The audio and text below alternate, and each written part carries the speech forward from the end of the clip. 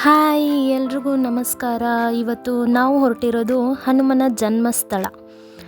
ಇದಿರೋದು ಕೊಪ್ಪಳ ಜಿಲ್ಲೆ ಗಂಗಾವತಿ ತಾಲೂಕಿನ ಆನೆಗುಂದಿ ಹತ್ರ. ಇದು ಕಿಷ್ಕಿಂಧೆ ಅಂತಲೇ ಹೆಸರುವಾಸಿಯಾಗಿದೆ.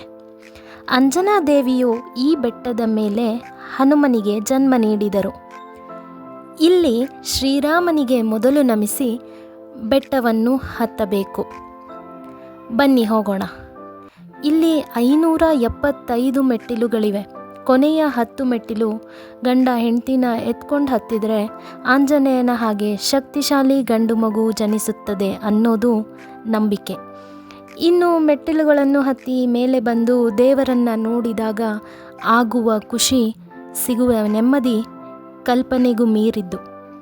ದೇವರ ದರ್ಶನ ಮುಗಿಸಿಕೊಂಡು ಆಚೆ ಬಂದರೆ ಅಲ್ಲಿ ಕೋತಿಗಳ ಚೇಷ್ಟೆ ನೋಡಿ ಎಂಜಾಯ್ ಮಾಡಬಹುದು.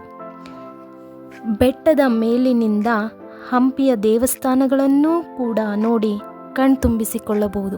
ಒಂದು ಸುಂದರವಾದ ಪರಿಸರದ ವೀಕ್ಷಣೆ, ಪರಿಸರದ ಸೌಂದರ್ಯ ಸವಿಬಹುದು.